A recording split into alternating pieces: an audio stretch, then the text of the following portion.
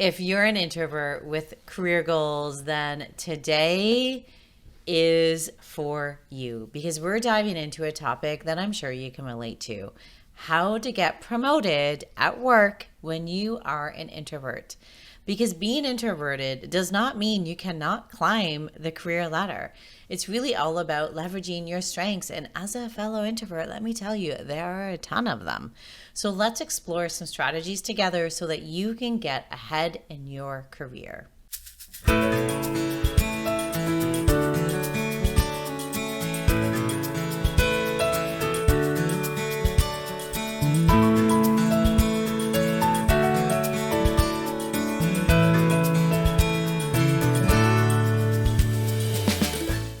Welcome. My name is Sarah Curto, an introverted, certified career and leadership coach who helps people like you find their dream jobs or get your next promotion so that you can work less hours while making more money and finally feeling fulfilled, happy, and challenged doing work that you love.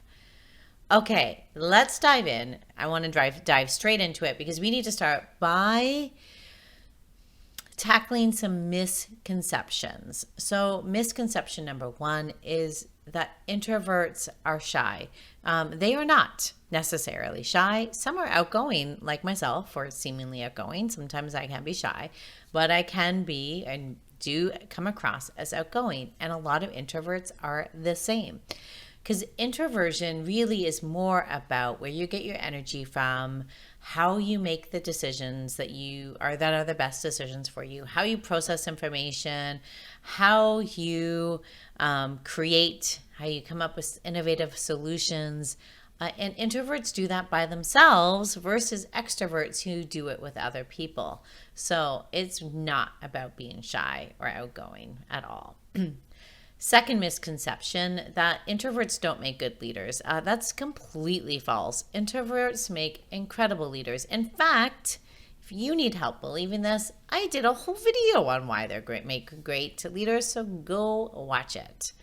Okay, let's dive into all of my tips on how to get promoted when you're an introvert.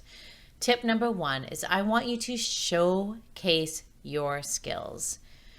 As introverts, sometimes we prefer to just kind of we can have like lone wolf tendencies. So we're just like head down, do the work, and have our work showcase our ability rather than doing some form of self-promotion because it feels awkward and icky. Now, this can work a bit, but it also doesn't. So we're going to tackle the other thing.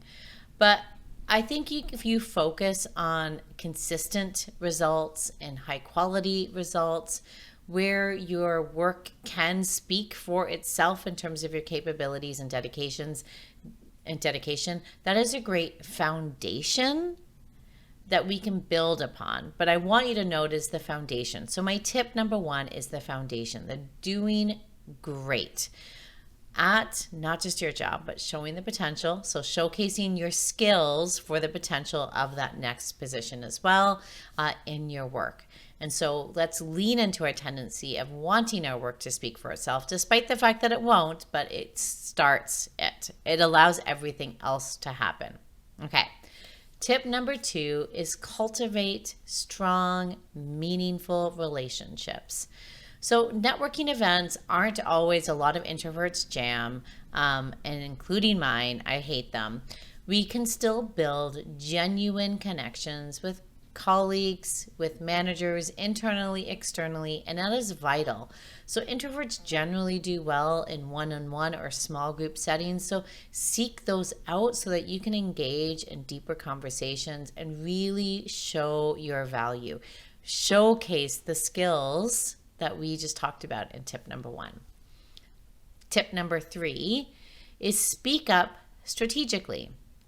So some introverts tend to be thoughtful and reflective, and who aren't the first person to speak or aren't the loudest to speak in a meeting. And it's very normal for an introvert and very challenging sometimes when your voice always seems to be drowned out. But your thoughtfulness, your reflectiveness is highly valuable. We want you to be sharing those insights. I do not want you to hesitate to speak up about an idea, even if it means stepping out of your comfort zone. We're going to have to build that a little bit more. We don't have to be speaking the most, but you can make your contributions count by speaking up a bit and sharing your thoughts and reflections. And sometimes I find it interesting how I've seen in meetings an extrovert can go on and on and on, or maybe another talkative introvert. But then everyone is stunned when that one person talks and sums it all up or offers like an amazing solution. And it's like jaw-dropping, like mic drop moment. And that's what gets remembered. The loudest voice doesn't always get remembered. The most impactful voice does. And you can be that impactful voice for sure. Okay, tip number 4, seek out opportunities for growth. Do not wait for them to come to you. This includes telling your manager that you want to be promoted. It's my number 1 tip to getting promoted is to make sure people know you want to get promoted. And then that way you can work together to seek out projects and tasks that allow you to build your skill set of that next level, that challenges you, that builds those leadership skills that are so vital, the strategic thinking skills. It allows you to continuously expand your skill set. So you not only are enhancing your value within the organization, but you're also positioning yourself. You're also increasing your visibility across the organization. So seeking out opportunities for growth, whether it's positions or just opportunities like projects or committees or meetings or just people to talk to, really enhances your ability to get that promotion. Okay, tip number 5. This kind of like, so this is my final tip. It's kind of like bookends with tip number 1, the showcasing your skills. This is advocating for yourself. So making sure people know about your hard work, making sure people know about your skills. Do not wait for others to recognize you. Do not wait for your manager to say, great job. Tell them. Make sure you're vocal about it. In fact, if you want a one-on-one agenda for your meeting with your manager that allows you an opportunity to showcase what you've been doing and advocate for yourself, go watch this video here and then send it to your manager and say, hey, I'd like to try this out, because it is the perfect one-on-one setup that allows you as a manager and individual to build a strong relationship that gets things done and gets you developed. So I really want you to be advocating for yourself within that one-on-one setting and in other times as well.